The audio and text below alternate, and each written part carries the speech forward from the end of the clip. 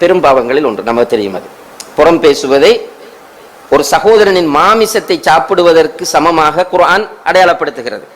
லா யக்தப் பஅதுகும் பஅதா, ஈமான் கொண்டவர்களே நீங்கள் ஒருவர் மற்றவரை பற்றி புறம் பேச வேண்டாம் என்று சொல்லிட்டு அல்லாஹ் என்ன சொல்றான், அயுஹிப்பு அஹதுக்கும் அன் யஅகுல லஹ்ம அஹீஹி மைதா, உங்களுடைய சகோதரனின் மாமிசத்தை நீங்கள் சாப்பிட விரும்புவீர்களா?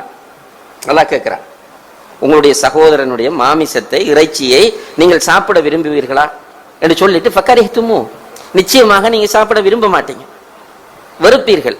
அப்ப நீங்க அவனை பற்றி பேசியது இருக்கிறதே, அவன் இல்லாத நேரத்தில் அவனை பற்றி புறம் பேசியது என்பது அவனுடைய மாமிசத்தை சாப்பிடுவதற்கு நிகரானது, சமமானது என்றால் அந்த வசனத்துல சொல்றான். ஆனால் இன்று நாம் எல்லோரும் பழக்கப்பட்டு விட்டோம் புறம் பேசுறது. எல்லோருமே, நான் நீங்கள் எல்லோரும், அது ஒரு அன்றாட வாழ்க்கையில் தவிர்க்க முடியாத ஒரு விஷயம் போன்று எல்லோருக்கும் மாறிவிட்டது. ஆனால் அது பெரும் பாவம். புறம் பேசுறது என்பது சாதாரண பாவம் அல்ல, கபீரத்து மினல் கபாயிர், பெரும் பாவங்களில் ஒன்றாக புறம் பேசுறது இருக்கிறது. ஆனா புறம் பேசுறதால பேசப்படுகிறவனுக்கு, யாரை பத்தி நம்ம புறம் பேசுகிறோமோ அவனுக்கு லாபமா நஷ்டமான்னு கேட்டா லாபம் தான். இப்ப என்னை பற்றி 2 பேர் புறம் பேசுறாங்க, இதனால எனக்கு ஒரு பாதிப்பும் இல்லை, மாறாக எனக்கு நன்மை தான் கிடைக்கும். என்ன நன்மை கிடைக்கும்?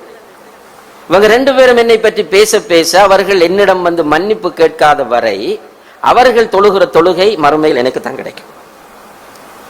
அவர்கள் செய்யக்கூடிய எல்லா வணக்கங்களும் நாளை மறுமை எனக்கு கிடைக்கும்.